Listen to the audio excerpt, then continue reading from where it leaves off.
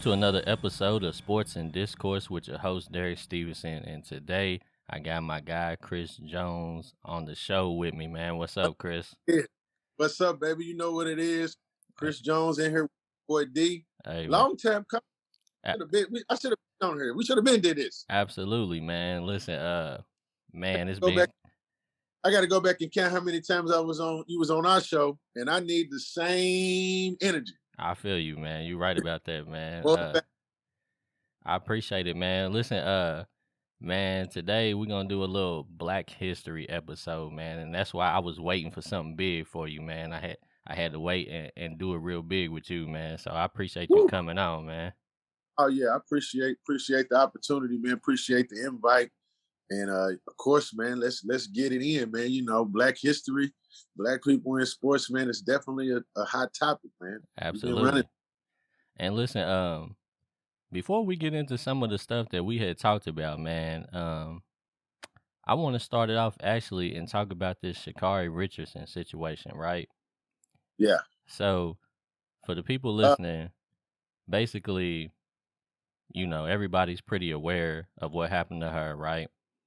She uh-huh. she was supposed to compete in the Olympics, but she had failed a drug test and she was not able to compete, right? Exactly. Yeah. And now we find out that a similar situation has happened with a female athlete that's currently in the Olympics.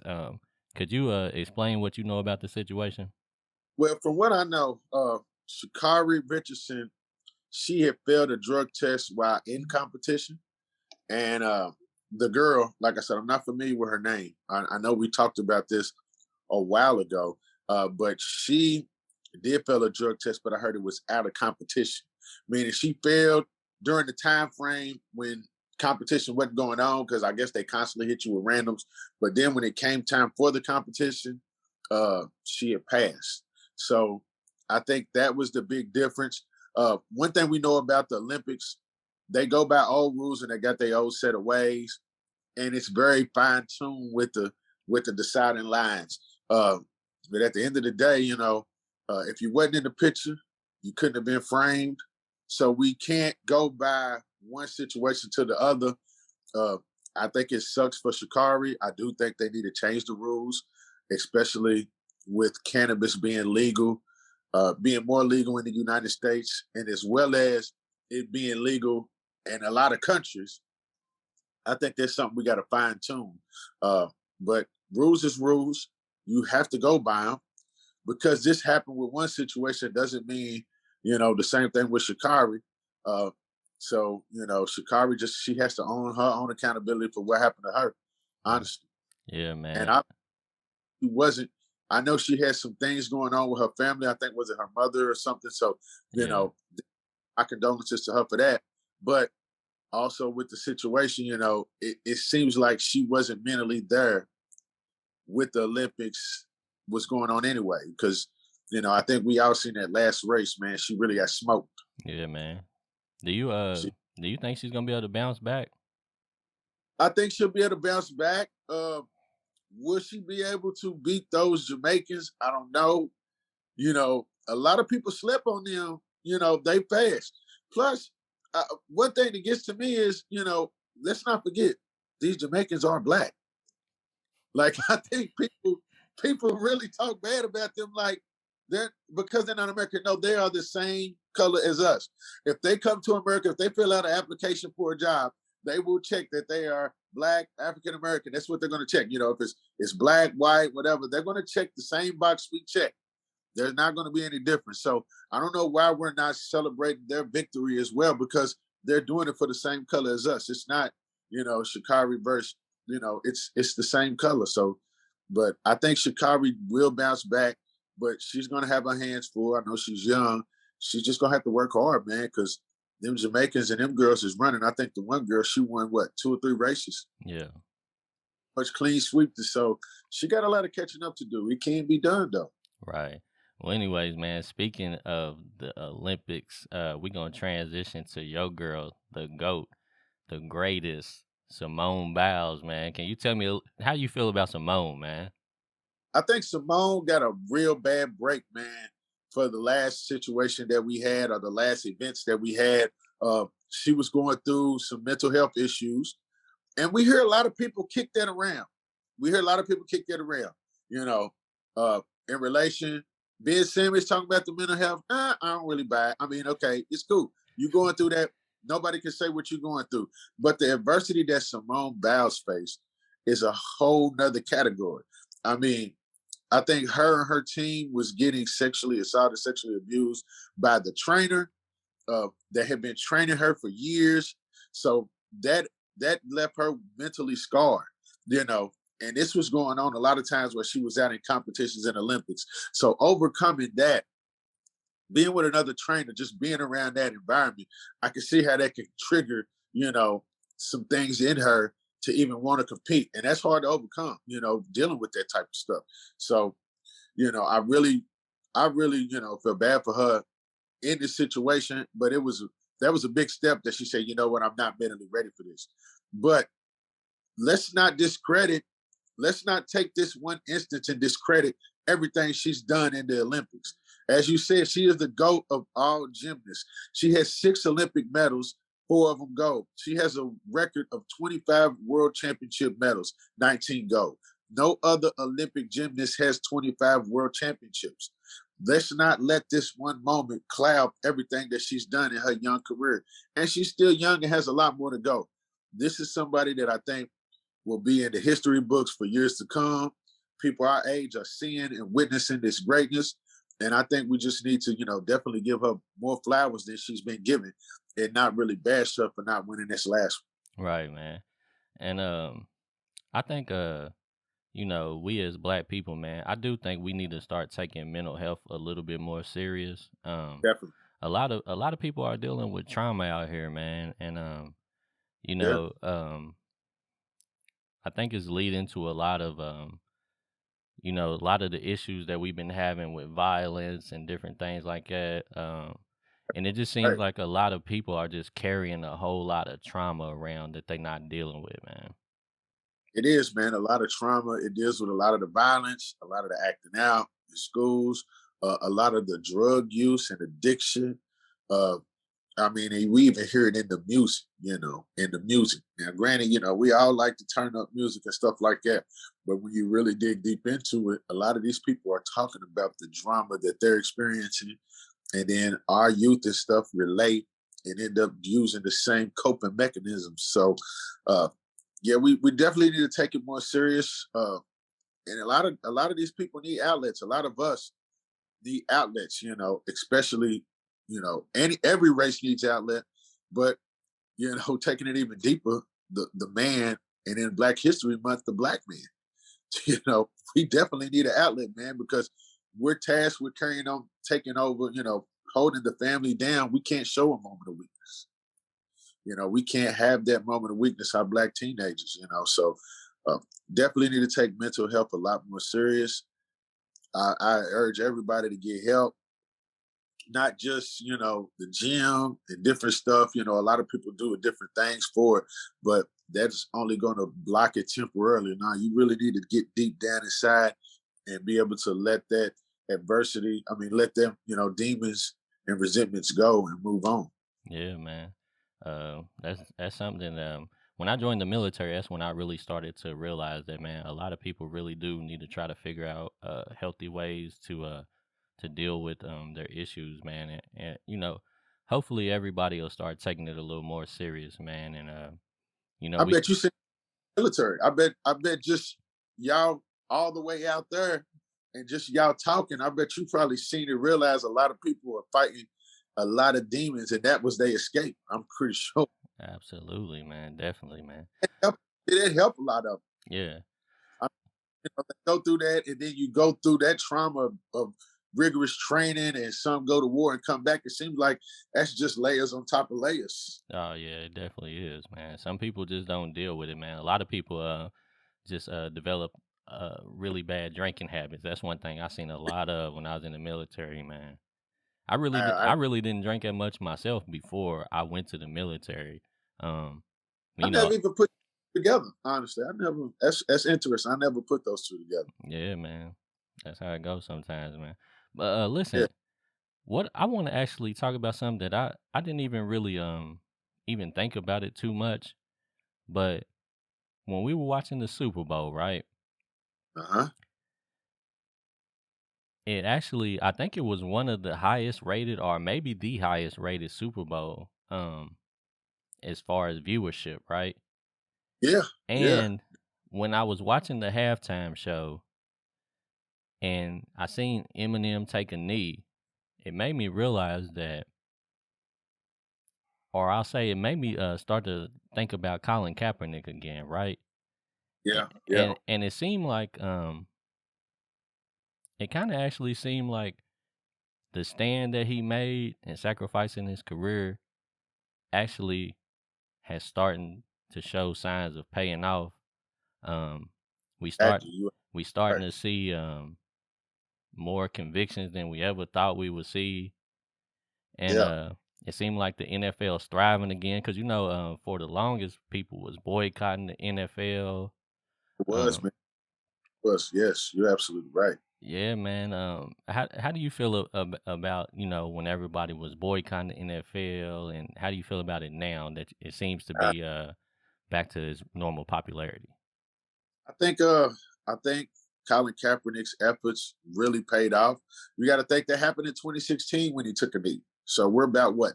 We're about 6 years in now. Yeah, Uh, you see the change in the NFL. Uh, as far as like them hiring Jay Z to handle the halftime tournament, halftime shows and the entertainment. Uh, just this Super Bowl that we just had. I mean, we had Dr. Dre, who was part of NWA. You had Snoop Dogg. He was on trial for murder. They told him he couldn't wear a bandana. He wore a whole bandana suit. right. We see, we seen people crip walking. I mean, we a lot of different stuff, and then to top it off, like I said, Eminem taking a knee. I think that was big, and you absolutely right, man.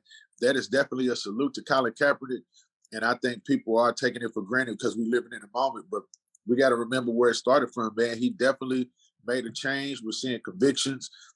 Then one people they got convicted for killing that runner, right? Yeah, Yeah, so I have seen a lot of change. I still think we got a long way to go. We definitely got a long way to go. But Colin Kaepernick, man, was way ahead of his time, man. He spearheaded that effort. And that him taking a knee really did spark that and get that started, man. And a lot of people do forget that.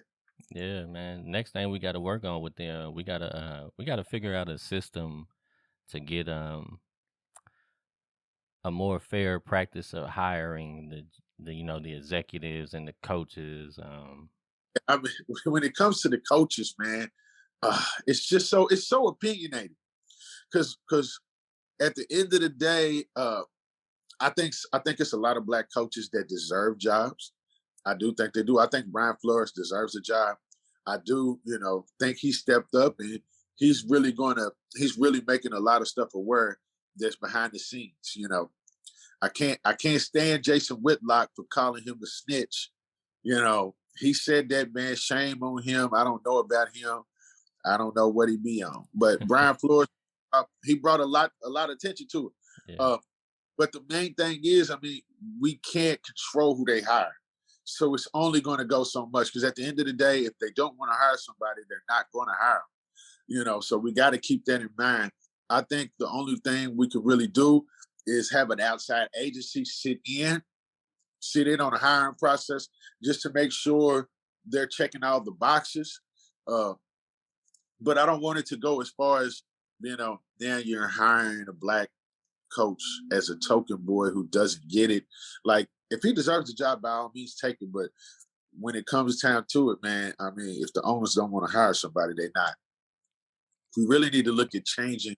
We really need to look at having more bids for the ownership, getting some of these old people out the way, and getting some more new and innovative owners because the old people aren't the only ones with money nowadays. yeah, Roger Goodell need to look at. That's something we need to look at here also, being, UK fans, getting some of them old people out of the way and getting some of them young people, in front. We're in front, lower arena, down there like the Duke crazies. Like, it's a lot of changes we need to make, man. And you just got a lot of old people stuck in their old ways still making these decisions. Uh, So and that's something we and need to do. speaking of all this, man, so you know, one of the first, or I'll say the first black general manager of an NFL team was in fact Ozzie Newsome, man. Um, Yeah, that's crazy. it is, man, and they And I actually said got some notes that said that he actually never even missed a game when in his actual 13-year career, man. yeah, he never missed a game, man. And think about how tough the NFL was during that time. They probably was hitting people with a 3 piece and a biscuit instead of tackling them. So yeah, Ozzie Newsome, definitely the first black general manager of the NFL team. You can just think about all the adversity he had to face in that position. So and then also playing. So that was big.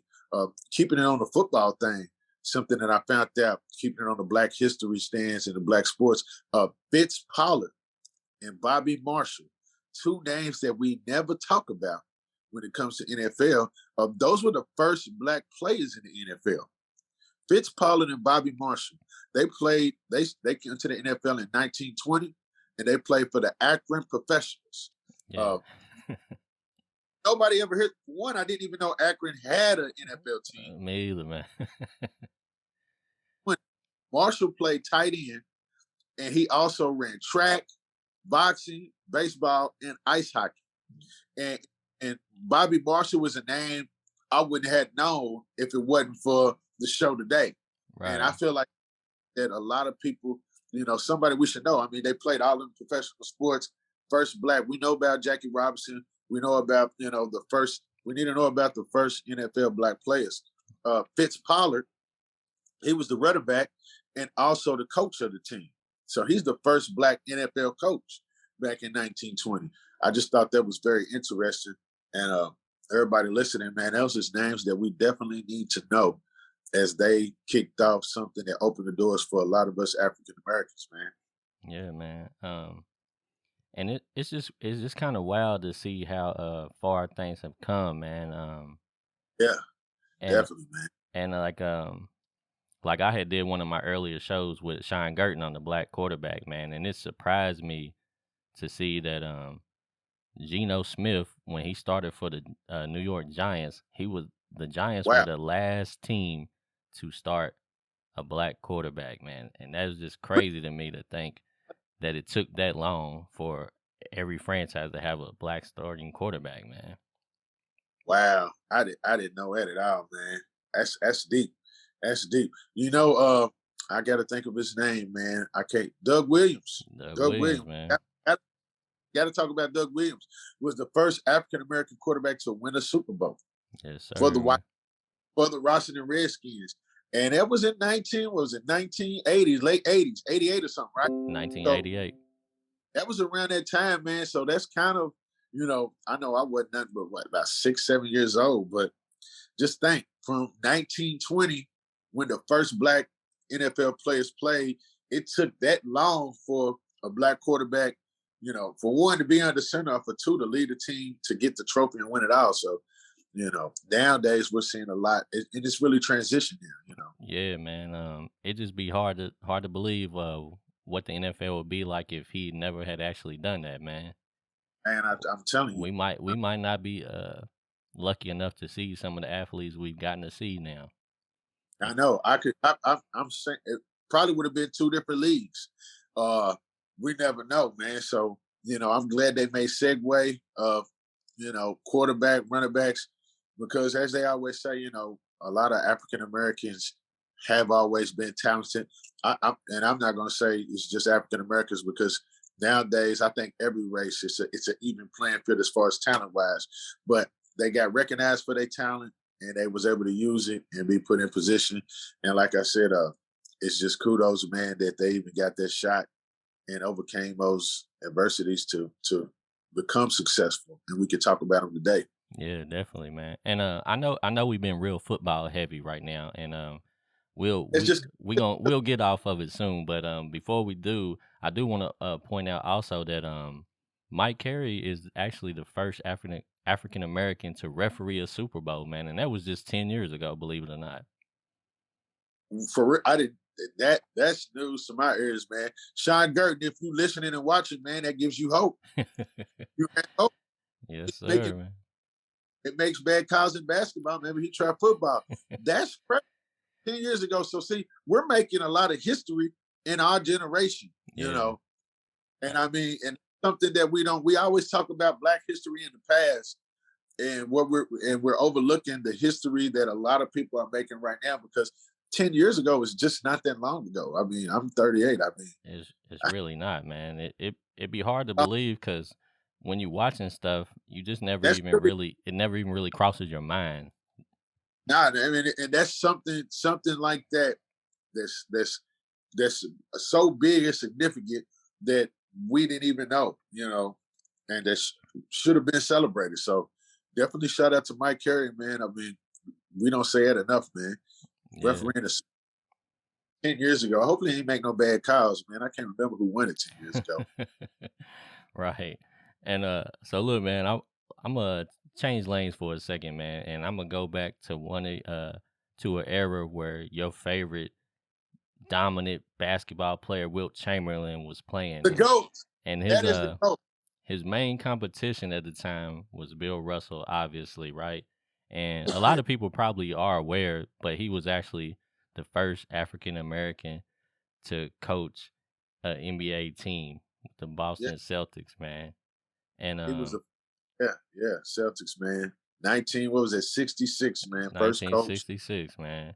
And What championships?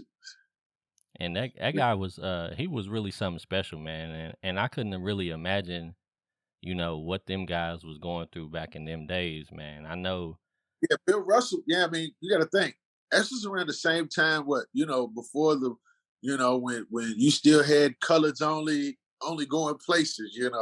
And you had Bill Russell playing with the Boston Celtics in Boston, In up north, Boston, man. and black people was definitely going through a lot of stuff up there, man, and really, really getting beaten and shunned and a lot of racist stuff, man. And he was actually one that was celebrated. He was celebrated. They called him the ultimate team player. Uh, it wasn't by chance that he was great.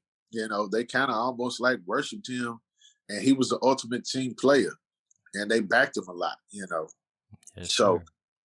not to Bill Russell, man. Even though I still think Will Chamberlain was better, and the stats prove that.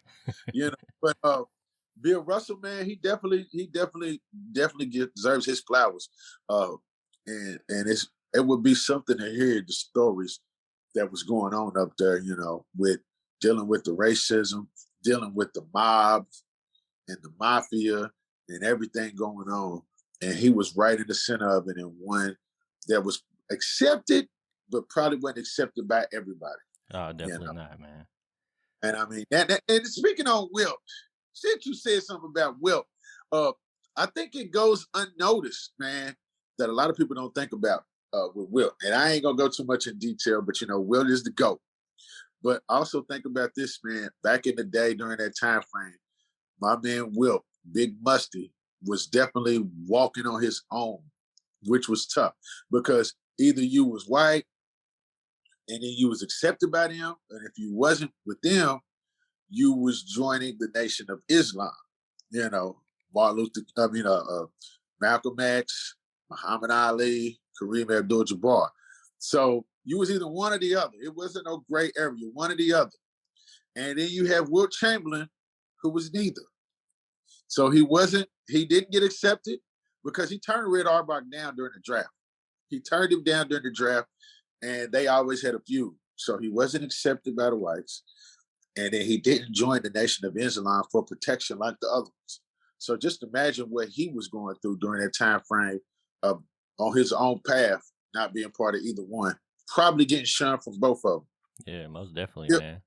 Um, But still 50 and 28. a lot of those dudes, man, they deserve a whole lot more credit than they get just for being mentally tough, man. We see a whole lot Yeah. of athletes today, and Yeah. a lot of athletes today got some real first world problems, man. Yeah. They You're right. they get upset about money, Wow. They mad about playing time and who's running the offense through them, and they never had to deal with some of the issues that these Some of guys the first- probably had to deal with, man. I mean, they mad. They mad because they signing bonus was $20,000 short, but they got a $48 million contract. Again, it goes back to what I said, and that's no level of mental healthness. But a player like Ben Simmons, man, be appreciative of where you at and what you got. You know, because when did you truly earn it? In high school, a lot of these guys had to work their way up from day one and the adversity they felt. They was the best players on the team, but probably was sleeping on the team bus while everybody else was in the hotel rooms. And you're complaining because another player may have the presidential suite that you wanted, and now you want to get kicked. Now you don't want to be a part of the team. So uh, yeah, man, this sense of entitlement in this area is very crazy, man. And they need to look at stuff like we're talking about. Yeah, Bill most Russell. definitely. You gotta give credit to them legends, man. They open a lot of doors for people. And speaking of that, so Robert L. Johnson actually in 2004 he became the first black owner of a major sports franchise, which was the Charlotte Hornets, right? And Right. now we know, Michael Jordan is the majority owner, man. Yeah. One thing Nobody talk. yeah, like I never knew like I knew when Michael Jordan was a minority owner. But I had never heard of Robert Johnson before, man. Never did until you just mentioned his name, man. And that's crazy because everybody puts Michael Jordan as the face, but Robert Johnson actually did it first, man, and broke and opened the doors for a lot of other owners. Because now we got a lot of minority owners and part owners. I mean, even Jay Z got involved. I think P Diddy was trying to get involved. Like, Yeah, Dwayne Wade, ain't he part owner of the Jazz? yeah, All this nonsense, and nobody ever talks about that. That's crazy. Because I yeah. didn't even. One thing that I actually like is the NBA seems to be a lot more inclusive when it comes to like, executive roles and Yeah, ownership and coaching and different things like that, man. And yeah. when I think the NFL is doing a great job. I mean, the NBA is doing a great job of that, definitely, man. yeah, I, man. you got these young players. I think what it boils down to is the young players are getting mentored. You get these young athletes that you're going to be paying millions. You want to give them somebody that they relate to. You know, and a lot of them are relating to a lot of these minority owners are different guys, just different guys that got different ages. So that's how the NBA is staying innovative. Whereas the NFL, they just kind of just running with it, man. They still got their old ways. Yeah, man. Do you see LeBron James at the end of his career? Do you feel like he'll dive into ownership of a team? I think he I, actually owns like a minor league or nah, he owns a part of a major league baseball team, doesn't he? uh, I think he's. I think it's soccer. Oh, he owns a I think. soccer team? I think it may be Real Madrid. It's one of them soccer teams that he's like half owner of You for the think World Cup. you think he might try to put in a bid and get the Cleveland Cavaliers? I can see him doing that. That's what I was going to say, man. The Cleveland Cavaliers. He brought them back their first championship. Uh, LeBron just seems like a guy. He's got a lot of money to play with, and but most importantly, man, he's a very smart guy. He's got a smart team around him. With Maverick Carter and him. I can see him diving into ownership. One, just to try to better Cleveland, and with him being who he is, people want to come play for him. So he'll still make that impact. And two, it's a competition thing. He wants to win the championship before Jordan and that. Because that'll be the next dope debate, won't it? It will, That'll man. be that'll be the next thing we'll be debating. Who win the championship first? If he goes back to Cleveland, the Cavs or the Hornets? As And much as I hate to admit it, man, I think LeBron will probably get a championship before the that's Hornets. we definitely got to say this right here. We definitely got to say this. And I was gonna say, man, the Cleveland Cavaliers are rolling right now, and we already speaking future. They already rolling right now, and they nice and young. So where you got LeBron as far as the owner, and with him already doing this, the way he's doing that as far as recruiting players and stuff, you gotta think some of these young guys who already worship LeBron and wearing LeBrons will have LeBron as the owner flying out to you talking about, hey, come sign with Cleveland. Ain't nobody saying no. He'll be building powerhouses all over again after the league. So Yep. that'll be dope. That'll be Yeah. dope. Cause Who I knows? Because I actually agreed with Dwayne Wade when he made his comments about how eventually, people are going to forget Michael Jordan. And it's already kind of happening with the younger kids. Yeah, It's still like old dogs like me that's trying to keep the name alive, man. But a lot of these younger kids, when you look, they're it's crazy right. because you look at some of these old pictures of LeBron, and LeBron will be like, in his first or second year in the league, and a lot of these dudes that's playing against him now was little kids, man. So Yeah, I mean, wasn't Trey Young said something about he wasn't even born when Michael Jordan was winning championships, yeah, and we're man. talking who's an All Star in the NBA. So we got an All Star in the NBA. He didn't get to see Mike. He wasn't born during that time. It's 2022. These guys is 20 years old. Mike Yeah. was winning championships. Though. So think about these high schoolers now. I mean, they're not even these high schoolers coming up. They're looking up to LeBron late, but they're more looking up to the Ja Morants, you know, Lonzo Balls, and the Steph Currys. They're not even really looking up to LeBron because they're catching LeBron the later years. Yeah, They didn't catch that, man. So that's true, man. He's a dinosaur to a lot of people now. Michael Jordan, it's just like Magic Johnson and Larry Bird. A lot of people downplay our era, they downplay Magic Johnson and Larry Bird for what they did to the league and saving the league and making it, keeping the league alive. And a lot of people don't talk about that, and it shows when we rank players. So I think the same thing will happen to Michael Jordan, man. I don't think the shoes will hold up to keep him relevant. Yeah. Uh, I w- honestly glad when they go back down because I'm tired of paying 300. I'll be glad when they go back to $100. man, listen, I haven't bought a pair of Jordans in some years now, and that's just because I'm so cheap. I think the last time I bought Jordans, they were still going for like 150. I think Yeah, might have been like 2000 and what 2010 when I was really like hitting the mall. The last time I was buying Jordans, they didn't even have the raffle yet. You just had to run out I, there and get them on Saturday morning. I done bought a couple with the rapper. I can remember we was in high school. We would leave first, second period, go to Turpin Mall. That's how long ago it was. Go to Turpin Mall. They open it up the chain gate. I'm paying $120 for a pair of Jordans, and I'm getting a T-shirt, and I'm going back to school second period, fit it up. But nowadays, those same Jordans that was 120, they 320, and they only got 15 pair. Yep. And then you got these line them up, and then if you don't catch them in, you got to pay 500 on StockX, and they probably fake, man. So that's crazy, man. Yeah. You know, Keeping it on the topic about shoes, uh, definitely got to give a shout out to one of the goats in women basketball, Cheryl Swoops, the Right. first female athlete to have a basketball shoe.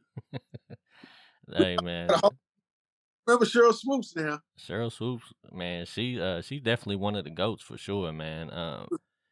And Name when they first started the WNBA, man, she was on that. I think they was the Houston Comets.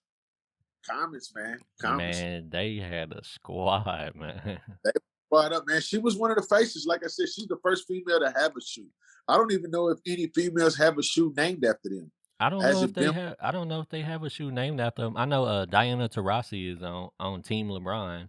Um, She's on Prime, and I but thought her white mama or something. yeah, But yeah, Cheryl Swoops had a shoe named after her, man. So shout out to Swoops, man, for that yeah, because that's big, especially Nike putting a shoe out for her. She got a shoe, man. That's huge, man. Because I don't even know if it's been done since then, man. yeah. That's crazy, man.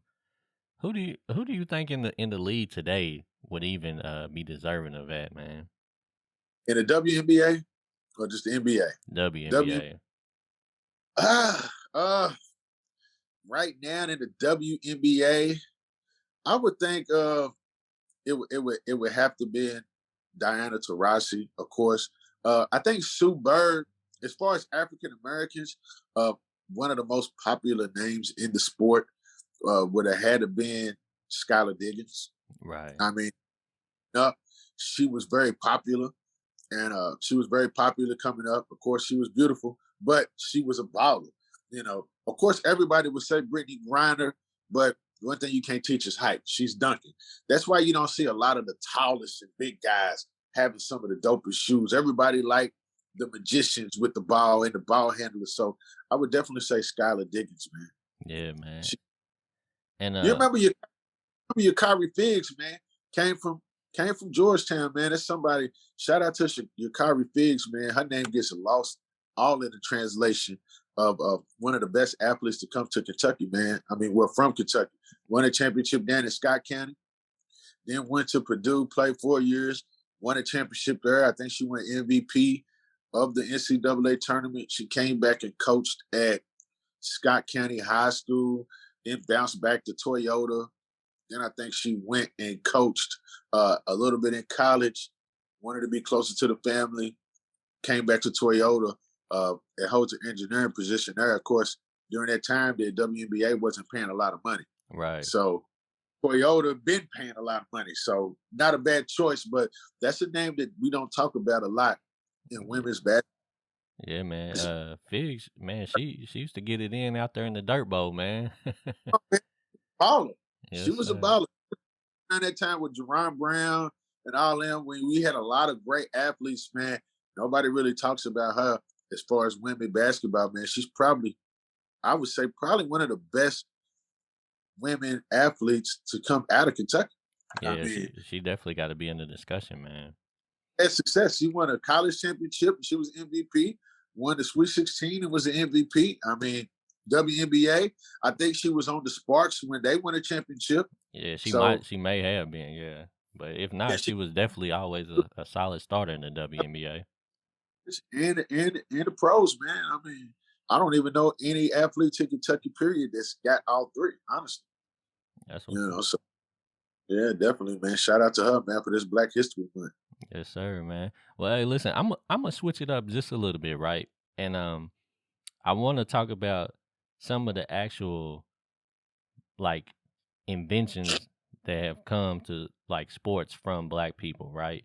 And Yeah, that's one of the things that I think nobody ever really realizes either is sometimes you don't necessarily have to be an athlete to have a great contribution to sports, right? And yeah, yeah. I tell you one that I have spent countless amounts of money on, right? And that's golf tees. And because Yeah. I'm gonna tell you why. When you first start to play golf, it'd probably be one of the hardest things you ever do in your life, right? Oh, I know. Trust me. You I know. try. And I mean like it's obvious because you see like professionals like Tiger Woods, like he would have moments in his career where he would be struggling and he'd be trying to find a golf coach. So if you're talking about the greatest that ever do it is like desperately trying to find a coach, then it's no hope for somebody like me, right? You got a So pretty nice thing, though, but I feel what you're saying. man, it's tough, man. So I'm just every day I got this golf bug. I'm going to the golf range and I'm just hitting balls after balls after balls, pause. And Yeah, I don't even know if I'm, doing it correctly or not, but I'm just out there just swinging. And yeah. you just realize you run through bags of golf tees. I spent so much money. And Dr. Because they George end and break they break, man. Sometimes you hit them and they just fly out into the range, but they break. Sometimes they get smashed into the ground, and you yeah, just you run through them, man. And Dr. George Grant on December the 12th, yeah. 1899, Wow. he received the patent for the world's first golf tee, man. That's unbelievable to me. That is, I bet that is. I mean, shout out to him for that. You know what I'm saying? See, I didn't even break it down. I didn't know the science of golf, but I mean, that's big, man. That's very big. I wonder if he played. Obviously, he had to play a little bit, and he dibble dabbled in the sport, man. But that's definitely dope, man. We don't get a lot of we not a lot of people, African Americans, go into golf, man, and that's something that I wish I would have known back then. Because it is a competitive sport. A lot of people die. A lot of people really downplay the competitiveness of golf and the hand-eye coordination that you have. So I'm gonna tell you what I think it is, man. Um, when I was growing up as a kid, right? It just Yeah, would have not been financially possible for my dad to put me into golf, right? So I'm gonna break down the expense of it real quick. So when you start playing golf, you have to buy the necessary equipment, right? So you yeah. talking about you have to buy a driver, which is gonna be like $400-$500, and this Woo, is just for one club. Then golly. then you have to buy a couple of more long woods. Pause. Roughly about $200 to $300. You know what I'm saying? So we already at about like $700-$800 right there. Then you have to buy the irons, which could potentially, especially nowadays, be like $800 to $1,200. Goodness Then you got gracious, to yeah. buy a putter. We talking another $200 to $300. It's expensive, man. And Golly. and you got to get it all fitted to you so that they adjust to the way you actually swing them, right? So it's kind of Yeah, difficult for you to pick somebody else's club up and use them. So it's not really like I could give you my clubs and you can go mess around and have a good time and play golf. But to really be competitive, you have to have it fit to your swing, which yeah, would cost you a little bit more money. Sometimes if you know yeah. they'll give you the service for free since you spending like $2,000-$3,000, right? Golly, I didn't know that's a lot. Yeah, you have to buy a competitive golf ball, which is going to be like, most players use Titleist Pro V1. We talking like $50 for 12 golf balls Right. Damn, I didn't know it was that. that I'm probably going to hit into the water. So every time I hit one in the water, I'm just counting the money. God, boy. Yeah, it's expensive sport then. I can see, man. It's expensive, man. And that's not even the play yet. I ain't even got to the play yet. Like every time you go play, you spending $30 to play, right? Or you go on Yeah. Saturday, you go about 8 o'clock, you spending $30 every time. So I just think and like I That, said, man, that's not even all the expense. you can't get into it. It's too hard, man, because you got to get golf bags, you got to get golf shoes. You know what I'm saying? Golf shirts, pants, hats, whatever. And that's why a I didn't, lot a lot of them, once they become good enough, they get sponsorships, and it helps a lot. You know what I mean? But yeah. it's just for Gotta have that stuff to get good. And you gotta be good to get sponsorship. So that's a yeah, it's hard to break into, man. and like at one point, I was like, man, I'm spending all this money just going to the driving range hitting. So I was like, I'm gonna go on and just buy some lessons. And to be honest with you, I took lessons from the top professional out of Manowar Golf, and I spent like $70, maybe $75 an hour, and Woo! it was worth it. Like he Goodness. had me out there feeling like I was Tiger Woods. And then Yeah, I also took some lessons from Al Athens from one of the coaches that he was coaching Henry Clay at the time. I don't know if he's still coaching him or not, but and I was spending, close to about the same. And it's worth it, but in order for you to get good, you talking about you might have to do this 2-3 times a month. You know what I'm saying? So deep, man. it's just I one of didn't know those. I did see your swing and your swing looked professional. I I will mean, say that. and it's times where I might go out there and play and it just be a complete waste of time and money because I can barely even get the ball in the air, man. That's how frustrating it is to play golf. So, Yeah. It's you know, intact, but really gotta be intact. it just and it's just so hard for young kids to get into it because you talking about all that versus your dad giving you a $12 basketball. Yeah, that's a lot, man. That's a lot, man. And it's crazy because you know what, man? We see kids all the time playing putt putt and they love it. And they probably would get into it if somebody opened the door and they knew about it, man. But that's as far as it goes, man, honestly. You know, how many times we see African American kids out there at the bowling alleys, they loving putt putt, they having fun with it, but we just don't have the financial, capabilities to even teach them and show them something further or even introduce it to them, man. That sucks, man. I wish that changes though. I Yeah, didn't know you so that's a lot of money into golf, man, for real. yeah, man. And the sad part about it is, like I believe 40% of female golf scholarships go unused every single year. 40%. Because Wow. it's just not enough of them out there. Now, and I had these dreams for my daughter. Like I was, Yeah. I had it all planned out. I said, I know I can get her a golf scholarship. because you don't even if 40% of them available, you really don't even have to be that good. Now you don't to get a free education because this is what it's about. But unfortunately, man, she doesn't care about sports at all, man. That's not her thing, you know what I mean? So, I had to we gotta figure out another way to get it done. But yeah, for They, a lot we like to go outside. We gonna go out there and figure out something, man. They ain't like us, man, at all. yeah. But a lot of, you know, it's a lot of opportunities in golf if we could figure out a way to get black people in.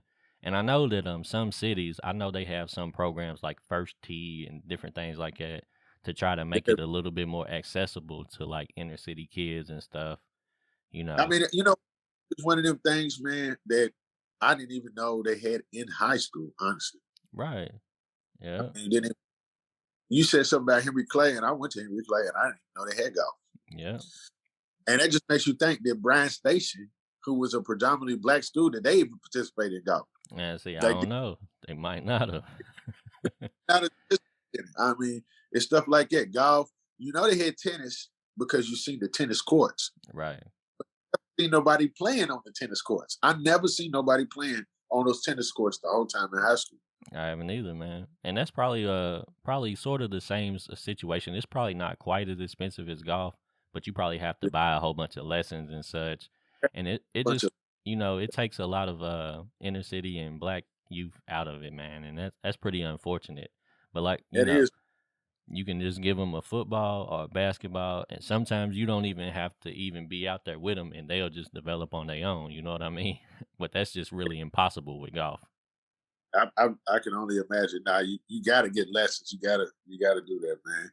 And like I said, shoot, knowing that guy, man, George Grant, the first one to even get a tee, then you got Tiger Woods and you got different people, you know what I'm saying? So, I mean, hopefully we just need to talk about them more, man. And hopefully if age interest, man, honestly. Yeah, man. But we're gonna move along real quick. But and I want to talk about another invention that probably would blow people's mind, and it obviously it kind of has something to do with golf too. But just sports maintenance in general, man. And that's the sprinkler system was invented by Joseph A. Smith, man. And it's just wild to me to believe that like some of these inventions are coming from black people, and you just think about how important sprinkler systems are to just sports in general, you know what I mean?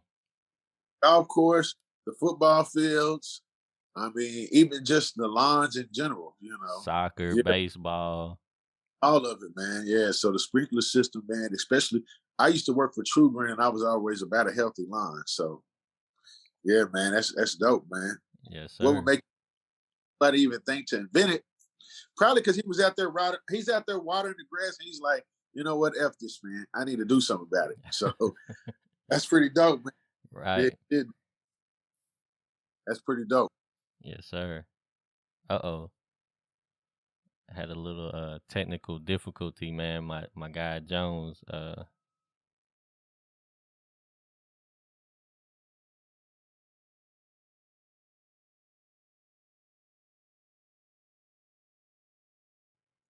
you back. Yo, I'm back. Yeah. I'm back. Yeah. That's what's up, Lost me. brother. Yeah. But yeah, like you said with the sprinkler system, man. I mean, that's tough, man. I mean, that's really tough, man. You never know. That lets you know how good our minds are to expand to even think about inventing some of these type of stuff, man. Yes, sir, man. And I'll talk about one more invention real quick, man. And this one actually shocked me too, man. And it goes back to that era with your boy Wilt and Kareem and all them boys, man. And that's the safety glasses, man. So Garrett Morgan invented the safety glasses in 1914, and just about all sports at some point using some sort of safety goggles. You have some players like Horace Grant and Kareem and them boys, man, they wouldn't touch in the court without the safety goggles. Moses late career Moses Malone comes to mind. Yeah, man, yeah, them safety glasses, man, definitely been important in basketball, man. Especially back then when people was throwing bows and it was getting real dirty down in that paint, man. Kareem Abdul-Jabbar definitely one of the most famous basketball players I know that won. So Yes, sir. That's that's a definitely that's exactly who I think of when I even think about that, man. It looked crazy, man, but you hey know when he man, 30. It wasn't crazy when he was dropping 30 on you though. it wasn't crazy, man. Yeah, And he and got safety glasses. You thinking I ain't picking him up, man? oh, absolutely not, man. But you definitely need him on your squad. I was actually watching a video that somebody had posted of him when he was actually 43, and I think Vladi Divac may have been a rookie, or Yeah, he was on the Lakers in one of his early years, and they was playing like a one-on-one drill, and man, Vladi could barely get a shot off on Kareem at 43, man. yeah, Kareem was definitely ultra competitive, man. I mean, he was tall, he was long. You just when you looked at him, you knew he was going to be great. Honestly, man. And everybody talks about George's competitive edge. Those guys back in the day were very serious about it. Like you said, with the Blighty D-Bot, I remember back during All Star Weekend, him and Dr. J played one on one. They used to have one on one game amongst the best players. And if I can recall, Kareem Abdul-Jabbar wasn't letting Dr. J score at all. And I can One, see it, man. he wasn't letting him score at all, man, for real. So yeah, Kareem was ultra competitive, man. Yes, sir. Um, Now I want to switch over to something different, man, and I want to start asking you some questions, right? So, Yeah, when it comes to sports, most of the time we only think about the actual like athletic performance jobs, right? So we think about the players playing, and yeah, you know, they have a, a opportunity. Some of them do to make a large amount of money in a short period of time, right? yeah, Um, which is wonderful. But do you think maybe that we should start focusing on some of the other careers like behind the scenes that have a lot of longevity just as much? yes, definitely, man. That's one of those things, man, that I wish I would have known when I was young as well. But I mean, just like you said, the sports analysts, uh, even diving into sports medicine or just therapy, becoming a sports trainer, as far as uh, a dietitian or a health nutritionist. Like it's a lot of ways and a lot of different careers that you can have that tie into sports that we overlook. We just think about playing sports. We don't even think about all those other careers. You know, I mean, and I remember a long time ago, I think Sports Center did a thing about they had certain people come to try to become an analyst. So I wish they would have did that more coming up, because a lot of people need to see it, man. You ain't got to be great on the court, or you ain't got to be a super athlete to be involved in sports if you like sports. So Absolutely, definitely, man. Um, and me personally, I would have had liked to have had that mentality back when I was younger, man, because my hoop dreams died pretty early, man. I think I played a little bit my junior year at Taste Creek, and then it was over, man. And when I say play, I mean I sat on the bench, right? I wasn't really I wasn't really playing, but I was a part of the team, you know, yeah, for the early part of my junior year, and then I kind of let it go, man. But I still liked I still love basketball. I would still go back and practice with the team every once in a while. You know what I mean? yeah, I still have my practice jersey. I would be walking through, and they'd be like, "Come on," and I practice with them or whatever. And the coach was yeah, actually cool with that. Like we had a good relationship. It wasn't like some weird vibes between us. I just to be honest with you, I got tired of walking home from practice every day and then getting home late from the games after just sitting on the bench watching everybody hoop. You feel me? And yeah, I actually told my coach, I said, man, it would just be better for you to go on and give a spot to somebody else that you actually might have some plans for, right? And I kind of just let it go at that point. And but I wish that I would have realize that you can still be a part of sports and have a career in sports without yeah, man. necessarily being an athlete, man. And like you said, sports medicine. And one thing that's becoming real popular now that really wasn't popping, I don't think, when we was younger is sports training, man. Um, Training, man. it Yeah, it would be wonderful to like just start to see a like a really big growth with sports trainers because I think that's one thing that would have helped me out tremendously, man. Man, you got these shooting coaches and dribbling coaches and different things, man. You ain't got to be 6'7", 235 to teach somebody how to dribble. You don't, man. These trainers are just the regular 6 foot, 5'9", 6 foot, 180 pounds, 200 pounds. They're just regular people that's making thousands, millions of dollars, Yeah, thousands of millions of just doing training, man. I wish that was something we would have known back in. Gordon Miles. Gordon Miles is a great trainer. right. He got his daughter playing for Tennessee, man. And I know a lot of athletes. He trained that big kid at Woodford County, and a lot of athletes go to him, up in Frankfurt, man, and training with him. So I wish, yeah, we definitely would have known about that, man. It could have been something we could have did right there. Absolutely, man. You Could have been know, training, yeah, man. absolutely, man. I would have had loved to have done something like that. To be honest with you, I remember I wasn't really hip to Bree Green when she was in high school, and I wasn't either. He and was West. me and my daddy was over at we was over in Dunbar Center one day, right? And Yeah, he had asked me to play a basketball game in this church league with him. yeah, My mother's church would play against another church, so my dad was like asking me to hoop with him one time. But at this time, I hadn't played ball in years, so I was like, man, we gotta you gotta give me a couple weeks to try to get back in some shape. So I would meet him over at Dunbar Center in the mornings, and we would work out together. And yeah, she was like rehabbing off of an injury, and I was yeah. just watching all the drills she was doing and things like that, and I was just like like I was in awe, man, and I was like just like they had her like with these the fold up chairs, and they were in real tight spaces, and she was dribbling between them and stuff, and I was just like, man, I would have had loved to have that type of training, man. Yeah, I mean, training done evolve so much from when, and like I said, I played a little bit longer. I played high school, went to college, and played. But the training that I was doing then, and the training that I see high school players doing now, it's almost night and day. Like literally, the training I was doing in college is probably minute, and is far. It's not even advanced to what they're doing now in high school, man. Like you said, and Bree, did she Harlem Globetrotters? Yep. I actually seen her on a Disney show, man. Uh there was this Disney show come on called Big Shot, and it's got Yeah, Uncle Jesse in it. He's like a one of them coaches that lost his job, and he had to go to this like all girls high school and rebuild his brand, and his team was yeah, playing against like the top notch high school, and Bree Green was on there hooping against them. So yeah. she done took it all the way to appearing in television now, man. Yeah, man, that's dope, man. That's definitely dope. I knew she could handle that rock real good, man.